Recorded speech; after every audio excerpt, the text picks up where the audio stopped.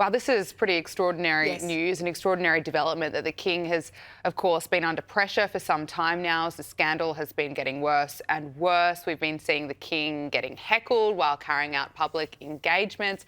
Talk to us about this move from the King and what this means. Well, it is quite unprecedented, I think, Gabriella, because normally the King wouldn't address this issue directly. I mean, there's been moves behind the scene, obviously buoyed in by William and Catherine as well, to remove Andrew from his home on the royal estate and sort of really push him, strip him of his titles, his princehood, really push him out of public sight.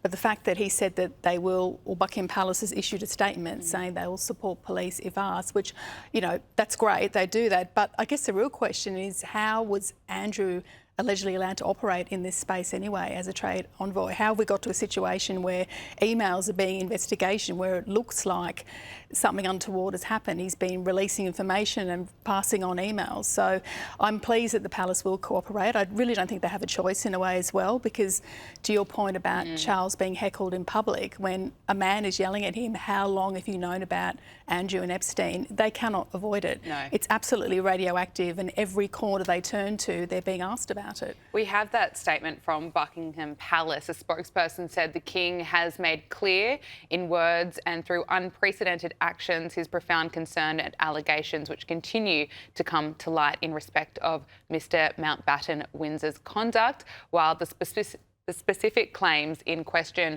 are for Mr Mountbatten-Windsor to address. If we are approached by Thames Valley Police, we stand ready to support them as you would expect. And Louise, to your point, these recent reports that Andrew Mountbatten-Windsor leaked trade envoy reports, I mean, highly confidential information to Jeffrey Epstein. Now, this is allegedly from his official work as trade envoy in 2010 and 2011, and according to the material released in the latest Epstein files and seen by the BBC, of course, Andrew has consistently denied any wrongdoing, but there must be so much anger. There is a lot of anger. And look, I really think this is the smoking gun for Andrew. I've always suspected that any connection to his role as a trade envoy, which of course is a very senior position. He was appointed in 2001 with great fanfare. He was given the nickname Air Miles Andy, of course, because he was very keen on the luxuries and the status associated with that role.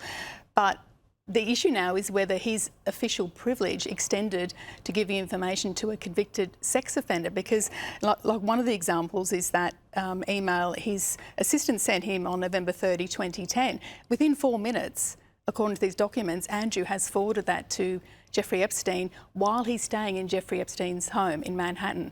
And the point is that in 2019, Andrew did an interview, that famous car crash interview with Newsnight, and he said he went to Epstein's home to end the relationship, end the friendship, where he's almost like a de facto staff member, sending on documents. And look, you know, if there's a link between impropriety on any part there, then he has to answer for it in my book. Absolutely. Absolutely, he has to answer for it, because it's one thing to have, you know, dodgy friendships, and, you know, he paid off Virginia Giuffre, we know that, and he's never really been held accountable for anything around that trade envoy role, and I think this is going to be a moment of reckoning for him. I think you're right.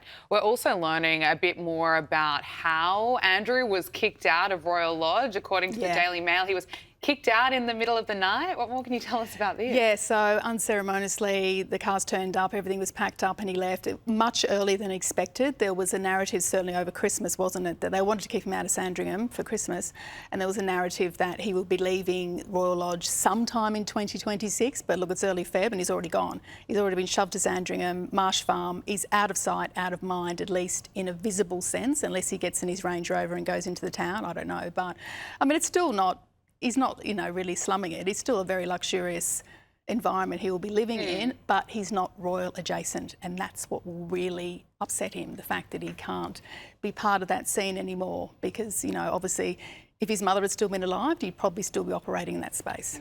Well, Prince William and Princess Catherine have broken their silence after this series of fresh bombshell revelations about Andrew from the newly released Epstein files. Prince William and Princess Catherine issued a 2-line statement saying, "I can confirm the Prince and Princess have been deeply concerned by the continuing revelations." This is coming from a spokesperson for the royal couple.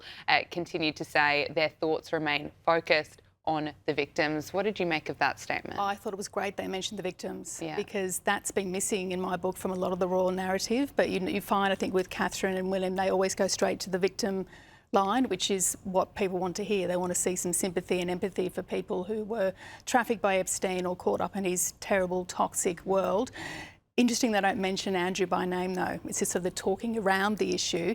And they have to address it publicly because they're the next in line, the next king and queen. Absolutely. So, and they want this short off and not affecting their reign when they're actually at Buckingham Palace. So I think all power to them for actually mentioning it. Would not have been easy, but I do feel it's part of an ongoing strategy from William, communication strategy, to really position them as the new generation of monarchs as well, away from the bad old days where Andrew could run amok and basically do what he wanted. Yeah, and those days are coming to an end. Yeah.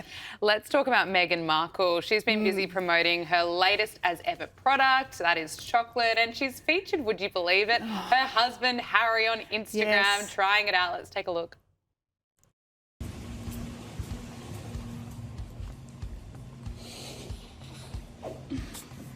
Hello. Hello. Ooh.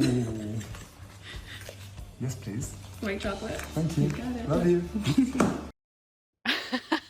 What a surprise. I mean, are we shocked that Meghan's filming Harry trying out her latest product? He's the king's son, and he's gone from royal duties to product demos. It's basically an infomercial in their luxury home, isn't it? I mean, what's next? As ever, steak knives maybe, I don't know, but clearly he's now been reduced to a bit part in her performance, which I'm very cynical about Meghan, as you know, but I suspect that's always been the plan, that she is the main event and he's like the backup dancer, in a way. Of course. Yeah. No, you can see it every time. I think she's getting slammed for this. I've seen plenty of comments, a lot of people calling it cringe. But it's cringe. Yeah, It's just, no it's surprise dreadful. at all. Cringe from Harry too, I'm sorry. It's painful to watch. Finally, I want to get your thoughts on the Super Bowl. Yes, The hot new halftime show romance. is dividing America. And yes, as you say, new romance. We've seen this new romance be made official. Kim Kardashian and Lewis Hamilton, they hard launched their relationship at the stadium, Louise.